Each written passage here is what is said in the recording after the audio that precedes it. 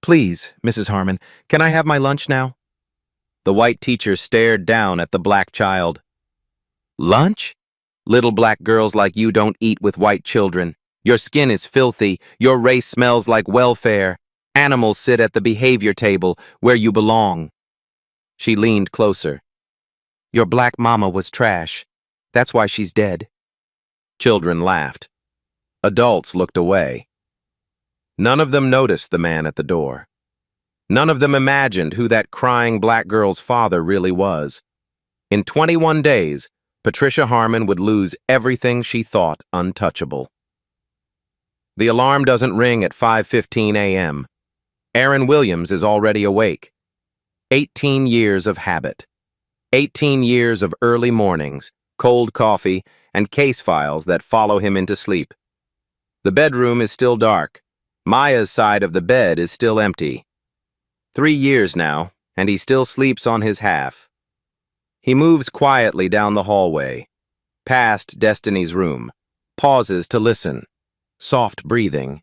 She's still asleep. Good. The kitchen smells like yesterday's coffee and the lavender soap Maya used to buy in bulk. Aaron still orders it.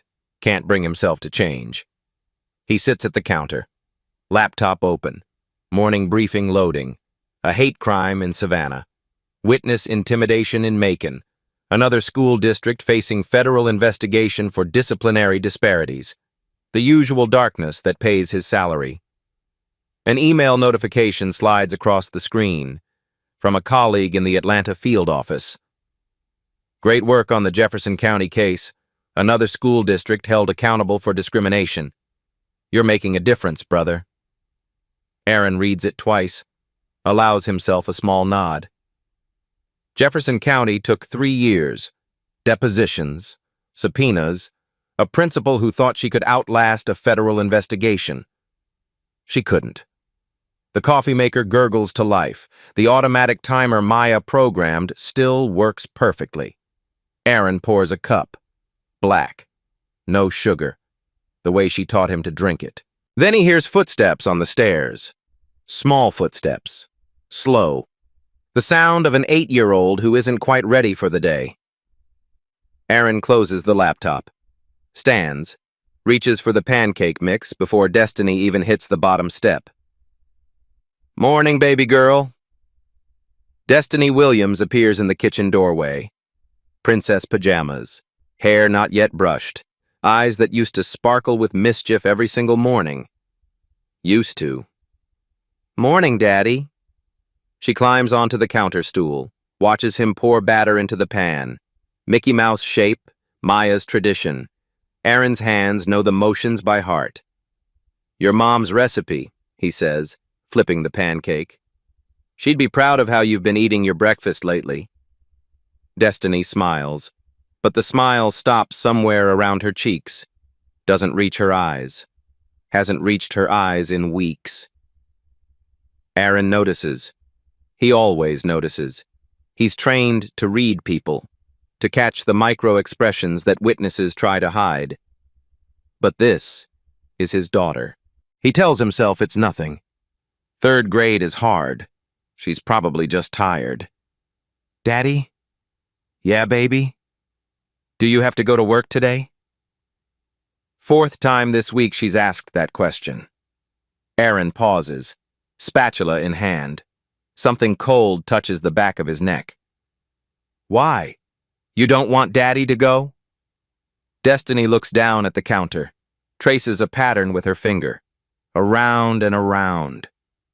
No, I just miss you. The words hang in the air. Aaron wants to push, wants to ask what's really going on. But the clock on the wall says 6:45. The school bus comes at 7:20. There's never enough time in the morning, never enough time for the conversations that matter. I miss you too, baby. But Daddy's got to keep people safe. That's my job. She nods, eats her pancake slowly. Doesn't talk about school like she used to. Doesn't mention friends. Doesn't mention anything. The drive to Pinewood Elementary takes 12 minutes. Aaron walks Destiny to the entrance. Watches her small backpack disappear through the double doors. Love you, Daddy. Love you too, baby. But she doesn't run inside like she used to. She walks slowly, looks back once. Her eyes find his through the glass. Then she's gone. Aaron stands there. The badge in his jacket pocket feels heavier than usual. 18 years protecting strangers. His own daughter is safe at school. Isn't she? Today, his afternoon meeting cancels unexpectedly. First time in weeks.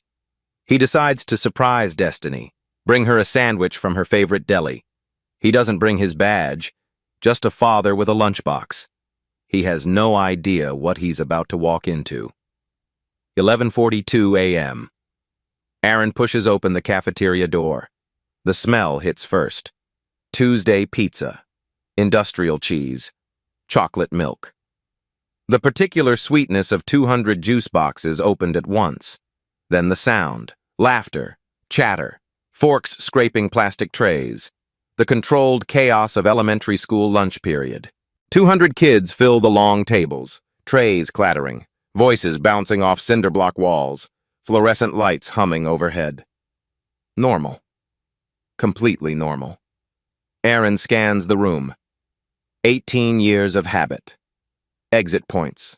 Supervision positions. Potential threats. And his daughter. Where is his daughter? His eyes move across the rows. Table after table of children eating, talking, living their small lives. Ponytails and sneakers and spilled milk. No Destiny. No. There. Corner of the cafeteria. As far from everyone else as physically possible. A single small table. A single chair. Separated from the nearest group by at least 15 feet of empty floor. And on that table, a sign. Behavior table. The words are printed in bold black letters. Laminated. Permanent. A girl sits there, alone. Back to the room, shoulders hunched forward like she's trying to disappear. No tray in front of her, no food, nothing but empty table and that sign. Aaron recognizes the braids, the purple backpack hanging on the chair, the small shoulders that shake sometimes when she's trying not to cry. His daughter. Destiny is sitting alone at something called the behavior table, without food, while 200 children eat and laugh around her. He starts walking, then stops. A woman stands beside the table, middle-aged, beige cardigan, reading glasses pushed up on her forehead, the particular posture of someone who believes they're in charge. She's leaning down, saying something to Destiny. Aaron moves closer, slowly. The investigator in him takes over. Listen first. Understand before you act. He gets close enough to hear. The woman's voice is low, sharp, precise, each word delivered like a small knife finding its target. You've been sitting here 30 minutes, maybe another 10, maybe the whole lunch period. You'll learn. Destiny's voice, small, trembling.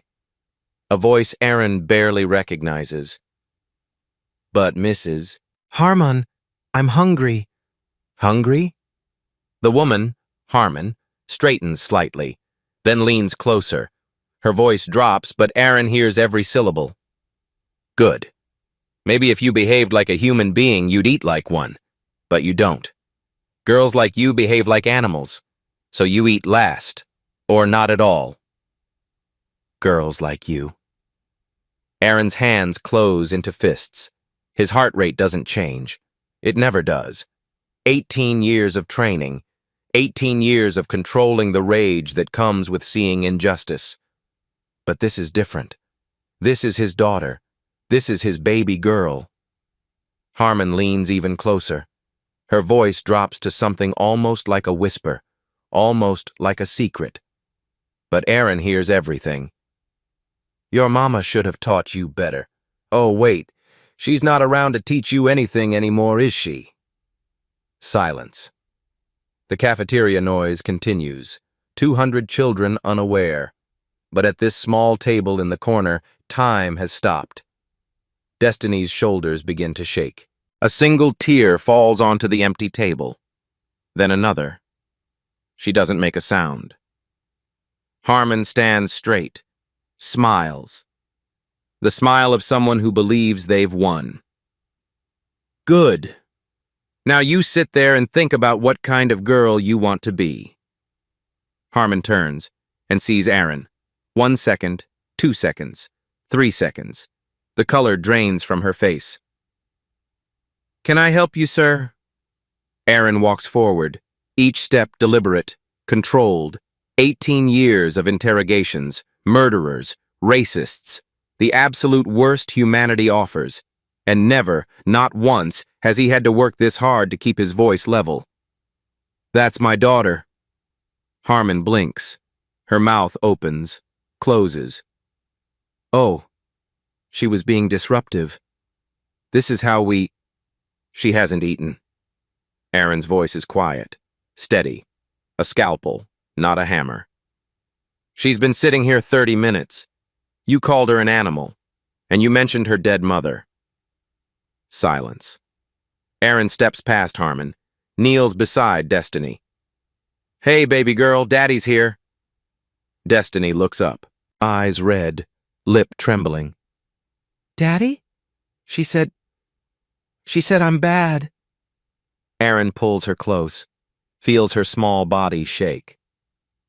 You're not bad. You've never been bad. You hear me? Never. He looks up at Harmon. Says nothing. Doesn't need to. Patricia Harmon just made the biggest mistake of her 18-year career. She just doesn't know it yet. Same day. 1:30 p.m. Aaron drives Destiny home in silence.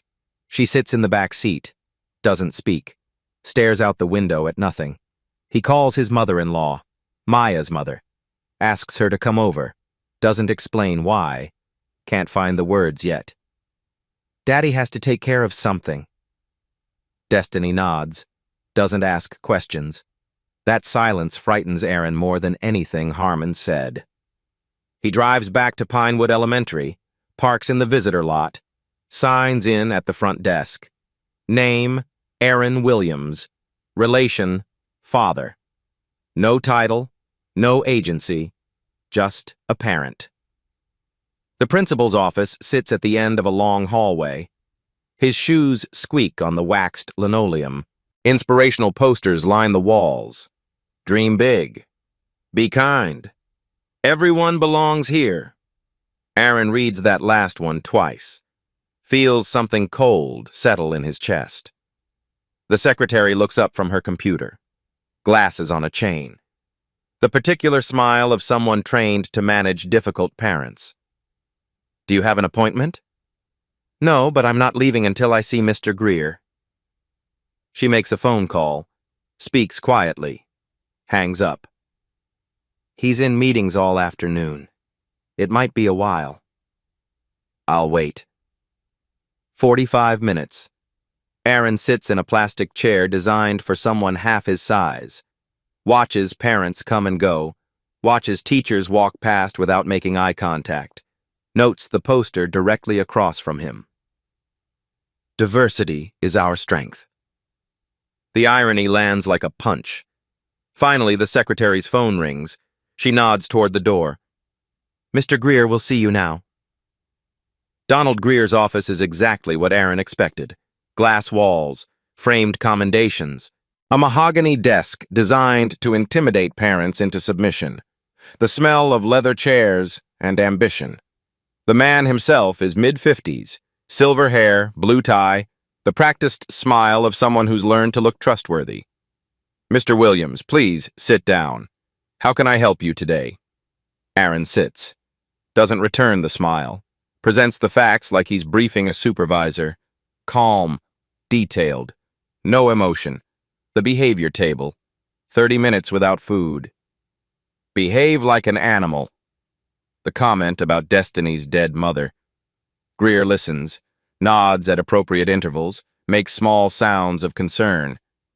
His expression doesn't change. Mr. Williams, I'm sure there's been a misunderstanding. Mrs. Harmon is one of our best teachers. 18 years of dedicated service. excellent performance reviews, outstanding parent satisfaction ratings. I heard her call my daughter an animal. I heard her mock my dead wife.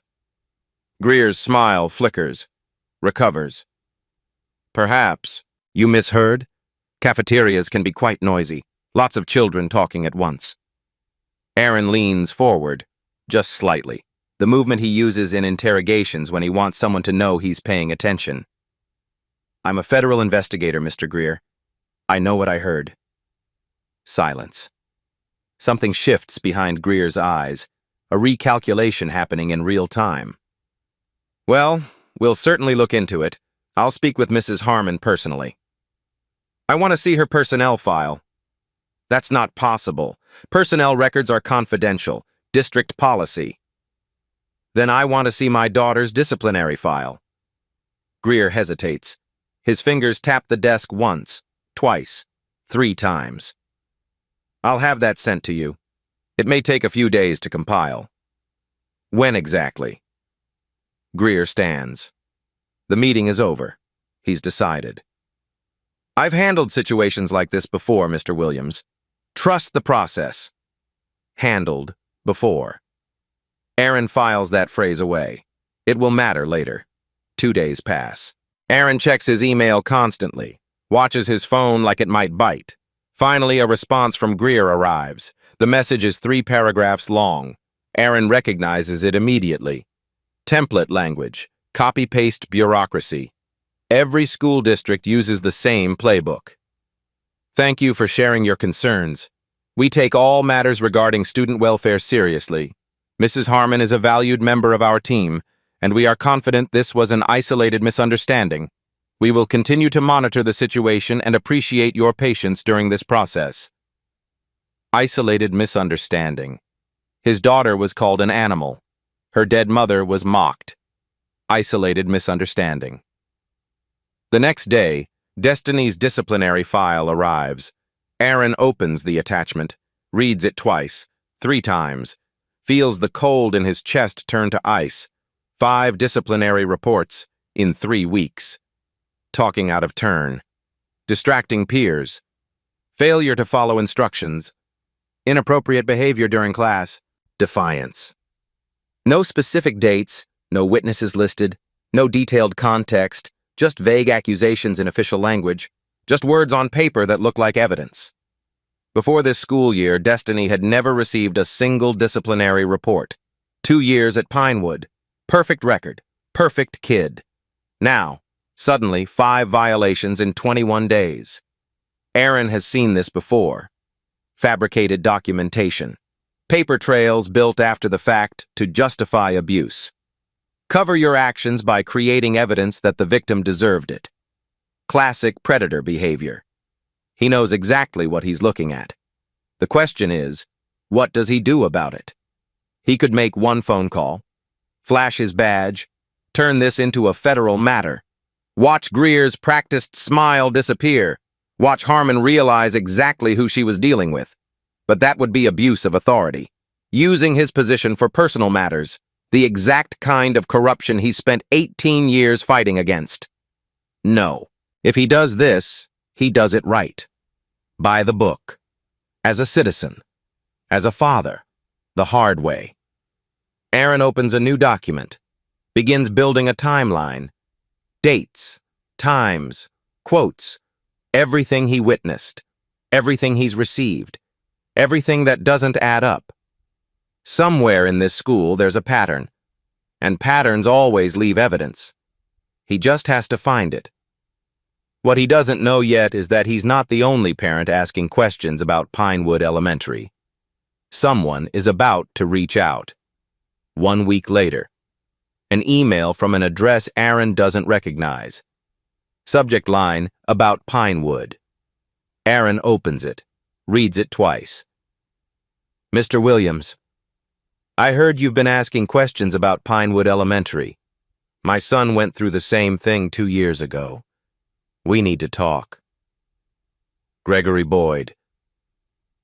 They meet at a coffee shop outside of town, 20 minutes from Ridgewood. Neutral ground, public space. The kind of precaution that tells Aaron this man has been burned before. Gregory Boyd is 41. Gregory Boyd is tired eyes. The particular weariness of a parent who's been fighting a system designed to outlast him. His son Jalen is 10 now. Was 8 when it started. 2 years ago, Gregory says. His coffee sits untouched, getting cold. Jalen was in Harmon's class, 3rd grade, good kid, great grades, never a problem. Aaron nods, waits, lets the silence do its work. Then it started. Disruption, defiance, behavior concerns. Same words every time, like she was reading from a script. The behavior table. Gregory's jaw tightens, his hands close around the coffee cup. Every day for 6 weeks. Jalen started having nightmares, wouldn't eat breakfast, begged us not to send him to school. My wife found him hiding in the closet one morning, 8 years old, hiding from school. What did you do? Everything. Meetings with Harmon, meetings with Greer, meetings with HR. They all said the same thing. We'll look into it. Trust the process. Nothing changed, not one thing. Aaron has heard those exact phrases before, from Greer, word for word. So we transferred him, different school across town. Took months for him to recover, still flinches sometimes when someone raises their voice. Gregory reaches into his jacket, pulls out his phone. His hand shakes slightly. But I kept something. He slides the phone across the table, presses play. The video is grainy, recorded covertly. A parent-teacher meeting from April 2021. Harmon stands at the front of a classroom, addressing a group of parents. Someone asks about discipline policy. Harmon's voice comes through the speaker. Clear, unmistakable. You people need to learn to wait your turn. That's the problem with these kids. No patience, no discipline at home. So we have to teach it here. You people. Aaron has heard those words before, in depositions, in hate crime investigations, in the mouths of people who believe certain children deserve less. Can I make a copy? Aaron asks. Gregory shakes his head. Take the original. I've had it for 2 years, didn't know what to do with it. Didn't think anyone would believe me. Didn't think anyone would care. Why now? Gregory looks at him directly, eye to eye. Because I heard you're FBI, and because there are others, other families, other kids. They stopped talking because nobody listened. Maybe now someone will. Aaron takes the phone, examines the video metadata, timestamp clear, audio unedited, Harmon's face visible. This is admissible. This is usable. This is the beginning of something much bigger than one man's complaint. You people. Same words, same teacher. 2 years apart. Pattern confirmed.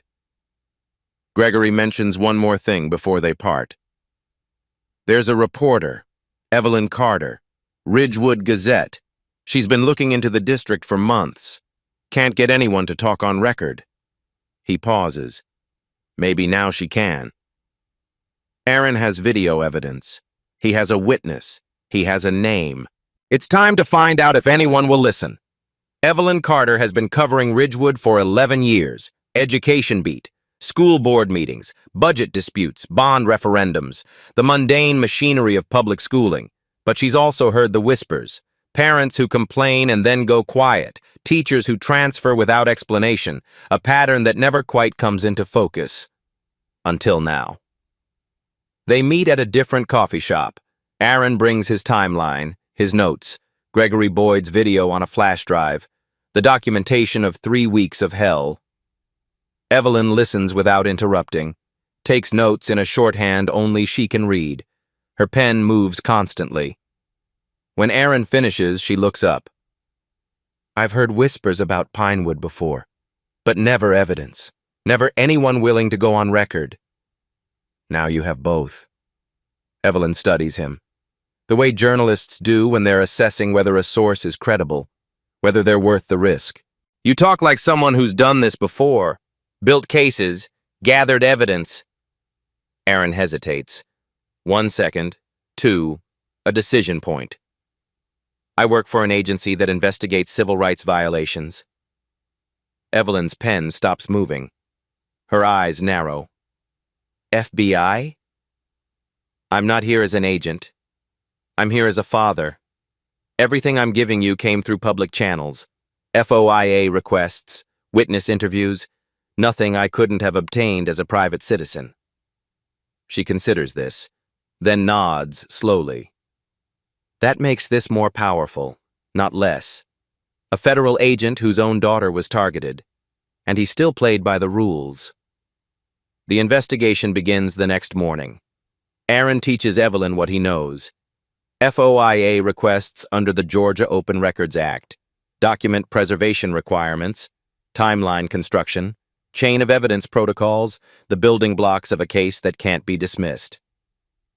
You're teaching me how to build a prosecution, she observes one afternoon.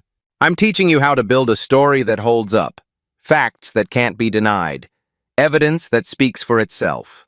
2 weeks later, the FOIA response arrives. Evelyn spreads the documents across her kitchen table. 3 years of disciplinary data for Ridgewood Unified School District.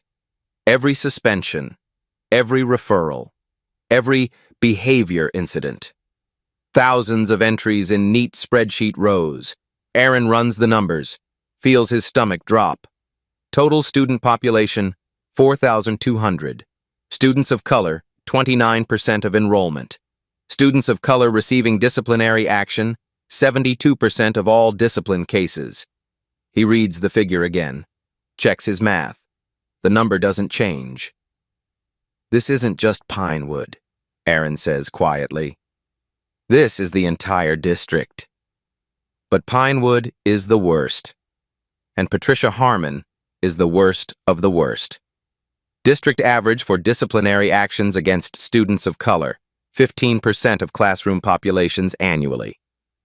Harmon's classroom, 62%. 4 times the average, year after year after year. Re-engagement number 1. What you're about to hear next made national headlines, but first, there's something the school district tried very hard to hide.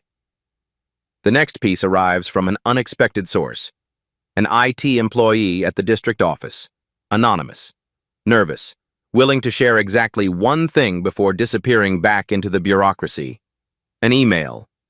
Internal correspondence. Patricia Harmon to Donald Greer. March 2023. Donald, I know you said to document everything carefully. I am. These kids behave like animals half the time. Someone has to teach them their place. Their parents certainly won't. Behave like animals.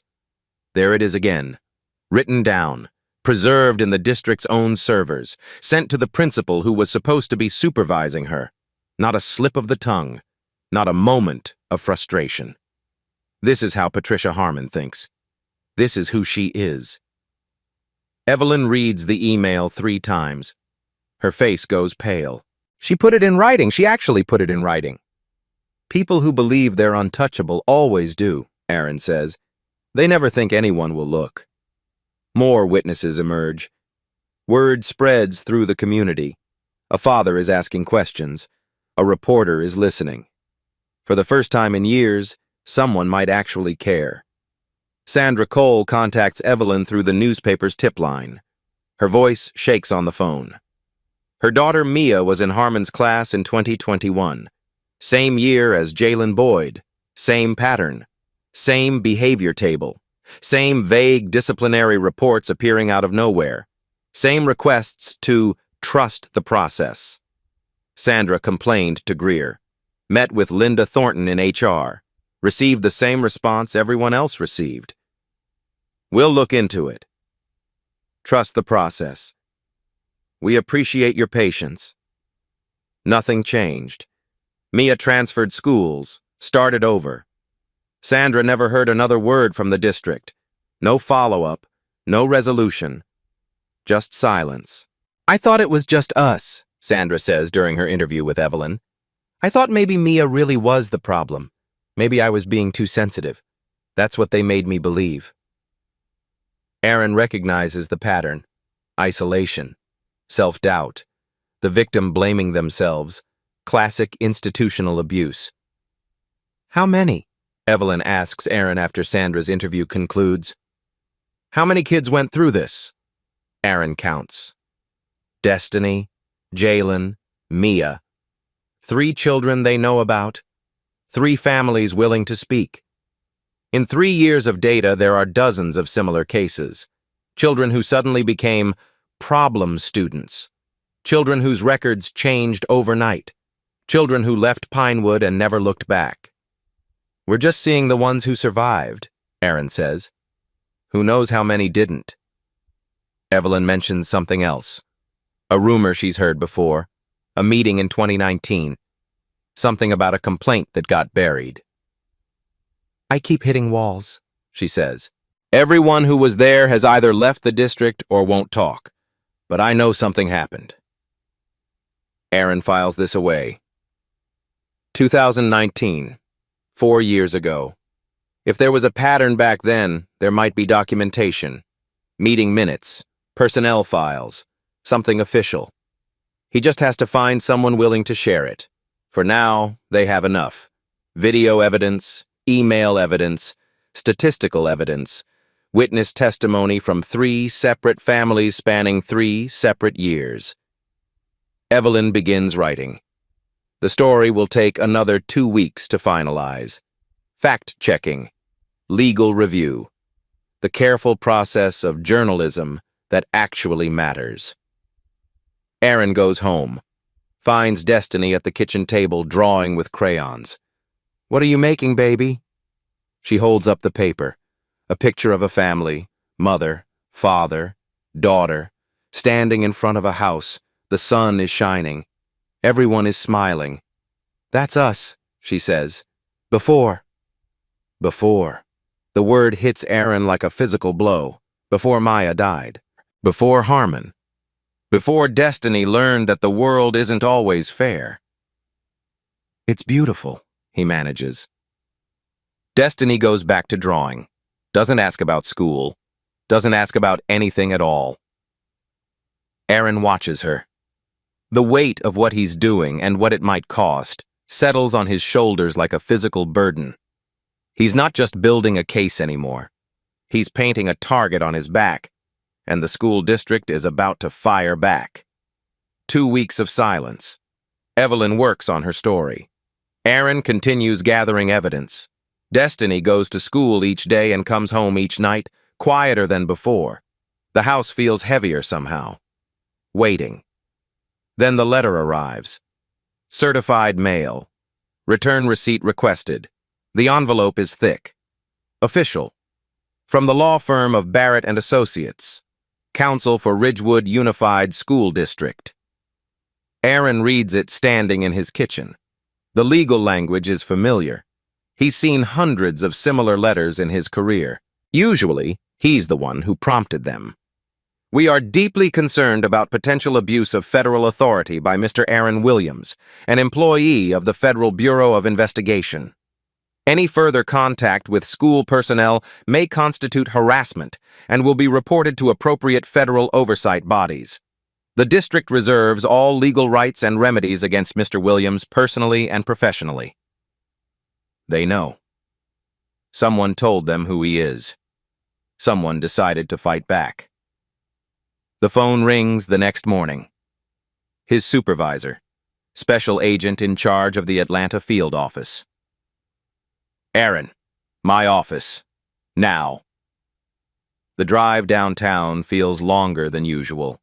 The badge in his pocket feels heavier. 18 years of service. 18 years of doing everything right. And now this. The SAC's name is Mitchell. Good man. Fair. They've worked together for 6 years, closed cases together, built trust. I got a call, Mitchell says. His office door is closed, blinds drawn. This is off the record. From a school district's attorney. They're alleging you used your federal position to intimidate school staff. Aaron keeps his voice level, the way he's trained himself over 18 years. I never identified myself as FBI, never showed my badge, never made any threat, implicit or explicit. I attended meetings as a parent, requested public records through official channels. Nothing more. Mitchell nods. He's seen the type of people who abuse their authority. Aaron isn't one of them. I believe you, but this needs to stay clean. Completely clean. Any hint of impropriety and internal affairs opens a file. You know how this works. Aaron knows. 18 years of knowing. You pulled FOIA data, Mitchell continues, through public channels, all above board. I've reviewed it. Yes, sir. Mitchell leans back. Off the record now, speaking as a colleague, not a supervisor. If even half of what's in that data is true, that school has a serious problem. But you can't be the one to fix it. Not officially. Not as a federal agent. I understand. Then be careful and be smart. Don't give them ammunition. Aaron leaves the office, drives home in silence. The radio stays off. That evening, his phone rings. Gregory Boyd. They found out I talked to you. Gregory's voice is tight, controlled, the voice of a man who's scared. My wife got a call from someone claiming to be a concerned parent. Said if we get involved in whatever you're doing, they'll sue us for defamation, bankrupt us. Aaron closes his eyes, feels the walls closing in. I'm sorry, Greg. I never wanted. I know. I know you didn't. A pause, heavy breathing. But my wife is pregnant, due in 3 months. I can't risk our family's future on a lawsuit we can't afford to fight. I understand. The video's yours. Do what you need to do. But I can't testify. I can't be publicly connected to whatever comes next. I'm sorry. The line goes dead. Aaron sits in the dark. His most important witness just disappeared. The one person who could corroborate the pattern from 2 years ago. Gone. At school, things change.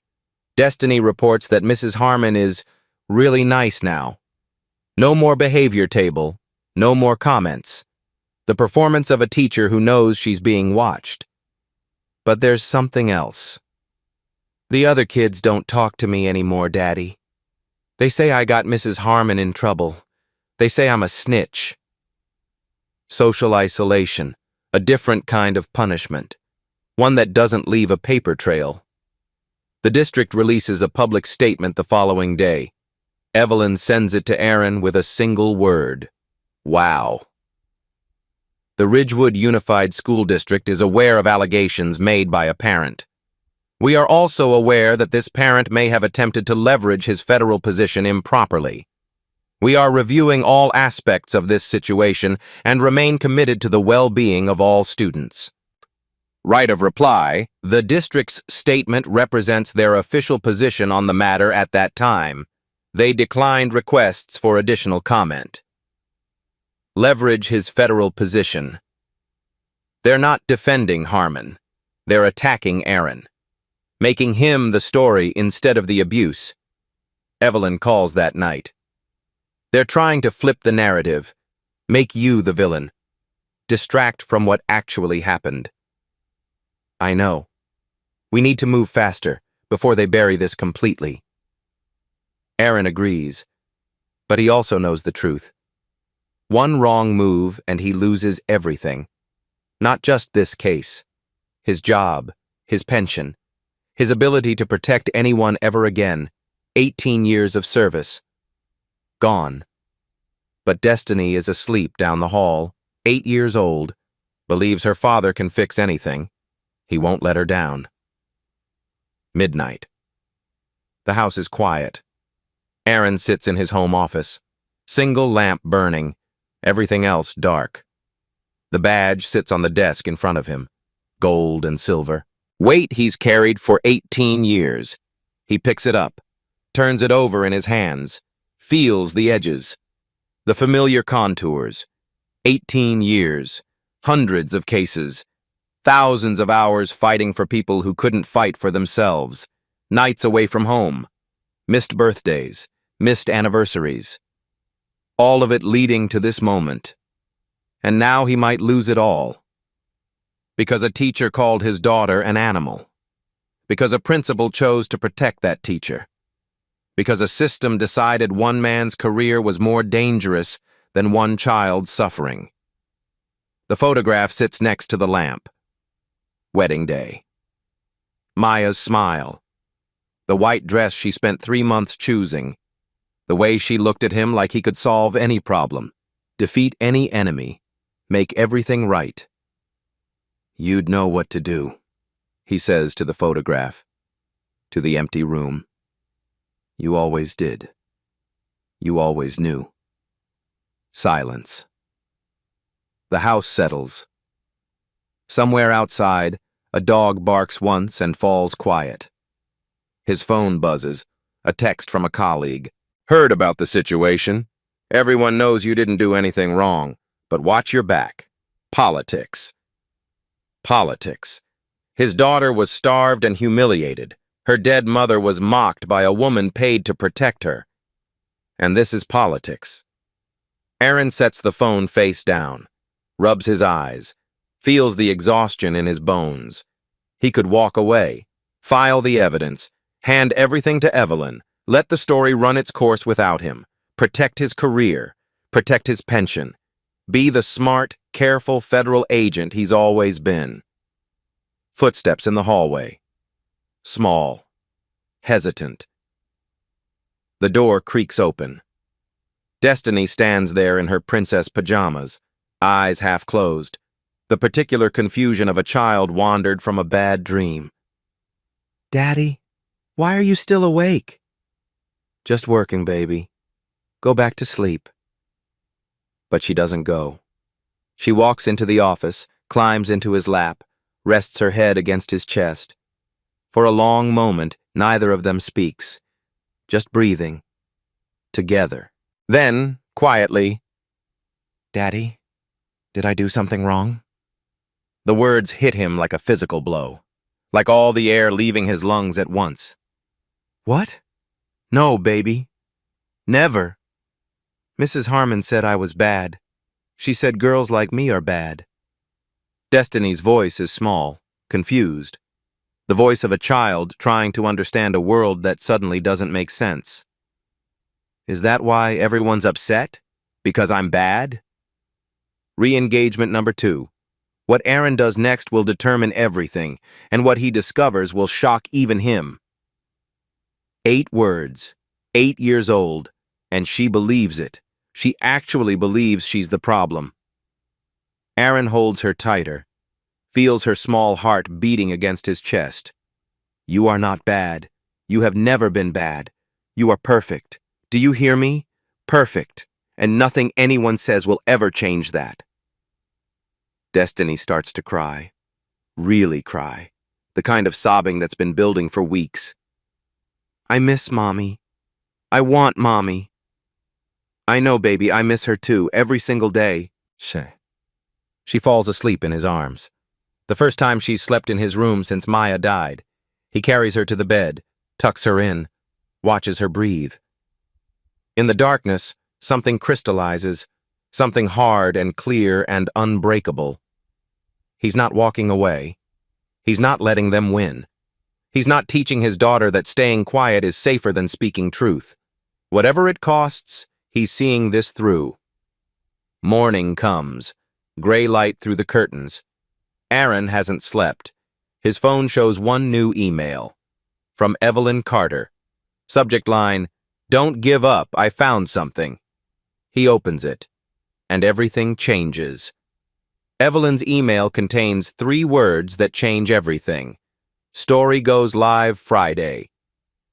Aaron reads the attached draft. Front page, above the fold. The kind of placement that means the editors believe. The table in the corner. How one school isolates its students. The article doesn't name Aaron, doesn't name Destiny, protects them while exposing the pattern. Multiple families. Years of complaints. A system designed to silence anyone who speaks up. The data is all there. FOIA numbers, redacted emails, quotes from parents who asked to remain anonymous for fear of retaliation. It publishes Friday morning at 6 a.m. By noon, it has 40,000 shares. By evening, local news picks it up, then state news, then a mention on a national education podcast. The story spreads the way stories do when they touch something true, something people recognize in their own lives. Within 48 hours, a Facebook group appears. Ridgewood Parents for Accountability. 200 members the first day, 500 by the end of the week. Parents who thought they were alone discovering they never were. Aaron is invited to join. He accepts. Reads the posts late at night, parent after parent, story after story. Children who changed overnight. Children who stopped eating breakfast. Children who begged not to go to school. Years of silence breaking all at once. He isn't alone, was never alone. They were just too afraid to speak. Then the lawyers get involved. Terrence Moore, civil rights attorney, 45 years old, has sued 2 Georgia school districts for discrimination in the past decade, won both. The kind of lawyer who chooses his cases carefully. He contacts Aaron directly. I've been watching Ridgewood for years, never had enough evidence to move forward. Now I do. They meet at Moore's office, downtown Atlanta, walls lined with framed newspaper articles, verdicts, settlements, the documented history of a man who fights and wins. Moore reviews everything, the video, the emails, the FOIA data, the witness statements. This is solid, he says finally. More than solid. This is a clear pattern of deliberate discrimination and institutional cover-up. There's a complication, Aaron says. I'm FBI. They're trying to use that against me, claim I abused my position. Moore smiles. The smile of a lawyer who's seen every trick in the book. That actually helps our case. If they're willing to go after a federal agent to protect a teacher who calls children animals, imagine what they've done to regular parents who can't fight back. The arrogance is the evidence. Pro bono representation. Moore will take the case without payment. Some fights are about more than money, he says. There's more news. 2 former Pinewood employees have reached out, willing to talk. One of them is a teacher named Rachel Simmons. Quit in 2022. Has been waiting for someone to ask the right questions. I have something you need to see, she tells Evelyn. Something that proves this goes back much further than anyone knows. The silence is breaking. After years of fear, years of isolation, people are finally ready to speak. But Moore needs one more thing, something definitive, something that proves the cover-up went all the way to the top. Rachel Simmons taught 4th grade at Pinewood from 2018 to 2022. Good evaluations. Well-liked by students and parents. The kind of teacher who entered the profession to make a difference. She quit because she couldn't watch anymore. They meet at her apartment. Modest, clean, plants on the windowsill. The home of someone who chose conscience over career advancement. I read the article, Rachel says. Her hands wrap around a coffee mug she doesn't drink from. Couldn't stay quiet anymore. Not after seeing what those families went through. Not after knowing what I know. She has documentation. 4 years of notes, dates, names, observations she made and never shared because she didn't think anyone would believe her. The behavior table wasn't new. It started in 2018, maybe earlier. It was Harmon's thing, Rachel explains. Everyone knew. The other teachers, the aides, Greer. Nobody said anything because Harmon had been there forever. She had protection, tenure, connections. How many children? Aaron asks. Rachel closes her eyes, counting, remembering. At least 15 that I know about, during the 4 years I was there. She opens her eyes, looks directly at Aaron. All of them were black, every single one. 15 children, 4 years, 1 teacher, and nobody stopped her. Rachel raised concerns once, went to Greer directly, described what she'd witnessed, asked him to intervene. He told me to mind my own classroom, said Harmon had her methods and they worked for her students, said some kids need firmer discipline than others. That's a direct quote. She hands over a folder.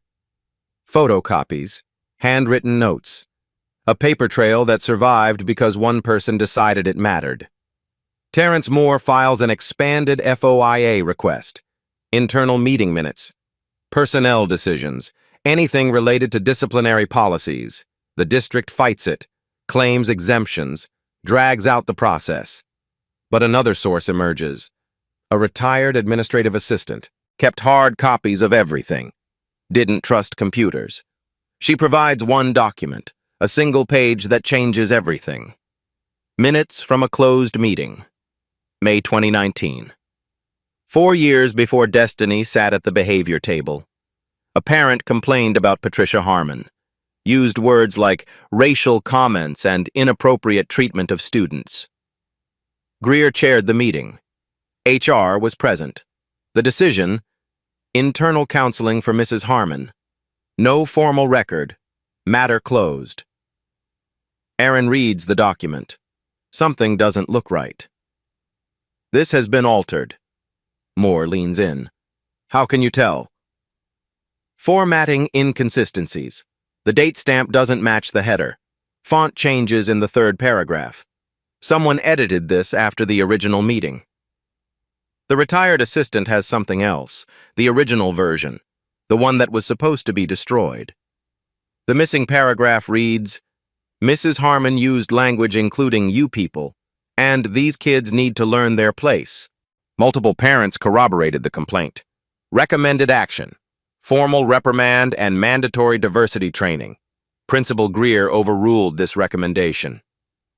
Greer overruled, then deleted the evidence. Document tampering, Moore says quietly. This is obstruction of a public record. This is actionable. Aaron stares at the paper. 5 years. Greer knew for 5 years, and instead of stopping Harmon, he protected her. Then erased the proof. The school board meets next Thursday. Public comment session. Aaron has a choice. Stay quiet. Protect his career. Let the lawyers handle it. Or stand up in front of 200 people, his daughter watching, and tell the truth. The choice isn't hard. It never was. Thursday, December 5th. 7:00 p.m. Ridgewood Unified School Board meeting. The room is standing room only. 200 people packed into a space designed for half that many. Plastic chairs, fluorescent lights. The particular tension of a community that knows something is about to break. News cameras line the back wall. 3 local stations, one from Atlanta. Evelyn's second article dropped this morning. 5 years of silence, the documents Ridgewood tried to hide. Aaron signs up for public comment. Name: Aaron Williams. Occupation: blank. Just a parent. Just a citizen. When his name is called, the room goes quiet. 200 people holding their breath. He walks to the microphone. Steady. Calm. Destiny sits in the front row with her grandmother, 8 years old, watching her father. Aaron looks at his daughter, then at the board. 5 faces behind a long table. Helen Foster, the chair, watches him carefully. My name is Aaron Williams. I'm Destiny's father. That's the only title that matters tonight. He presents the timeline, the behavior table, the 30 minutes without food, the words, behave like an animal, the comment about his daughter's dead mother. He presents the video, the emails, the FOIA data, the altered meeting minutes from 2019. My daughter sat at something called a behavior table. For 3 weeks. Alone. Hungry. She was told she behaved like an animal. She was mocked about her dead mother. She is 8 years old. Silence. Absolute silence. The hum of fluorescent lights. I've spent 18 years investigating institutions that fail the people they're supposed to protect. I never thought I'd have to investigate my daughter's school. Patricia Harmon sits in the back row, stone-faced, a lawyer beside her whispering. Right of reply. Attorney for Mrs. Harmon read a prepared statement. Mrs. Harmon categorically denies these allegations. She exercises her right to remain silent pending any investigation. Donald Greer is absent. Personal reasons. Other parents speak. Sandra Cole, 3 more families from the Facebook group. Gregory Boyd sends a written statement read aloud by Terrence Moore. His voice is there even if he couldn't be. Rachel Simmons takes the microphone. Former teacher, 4 years of witness. I saw it happen to at least 15 children. I reported it to administration. Nothing changed.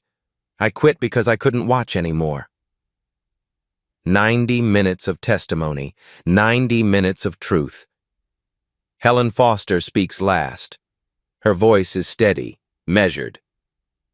Given the seriousness of these allegations, the evidence of potential document alteration, and the number of families affected, I am calling for an independent investigation by an outside firm, effective immediately. The room explodes. Applause, tears, strangers hugging. Aaron doesn't move. He looks at Destiny. She's smiling, really smiling, for the first time in weeks. He walks to her, kneels down. She throws her arms around his neck. You did it, Daddy. He holds her tight.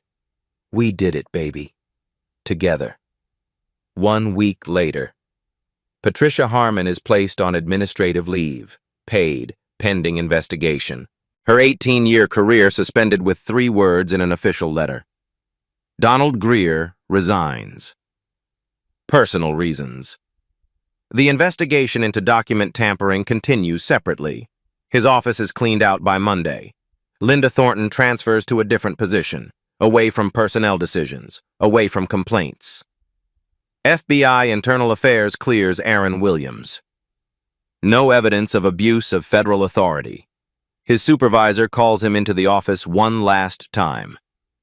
You did it the right way. I'm proud of you. 2 weeks after the board meeting, Aaron returns to Pinewood Elementary, stands outside the cafeteria window, watches.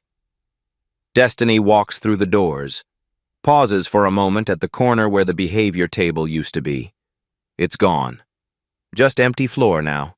Empty space where a sign used to tell a child she didn't belong. She keeps walking. Toward the middle of the room. Toward the other children. Mia Cole waves from a table. Destiny! Over here! Destiny smiles. Real smile, the kind that reaches her eyes. She runs, sits down among friends. She doesn't sit alone anymore. Not because anyone forced inclusion, because someone finally asked why she was excluded in the first place. Aaron watches through the glass. His eyes are wet. But these are different tears. The investigation is ongoing. The fight isn't over. Patterns this deep don't disappear overnight. But today, one little girl sits with her friends, and that's where change begins. She was never the problem. The silence was. If you know a child sitting alone, be the one who asks why. If this story moved you, share it. Subscribe. Because stories like Destiny's happen every day. They need to be told. They need to be heard.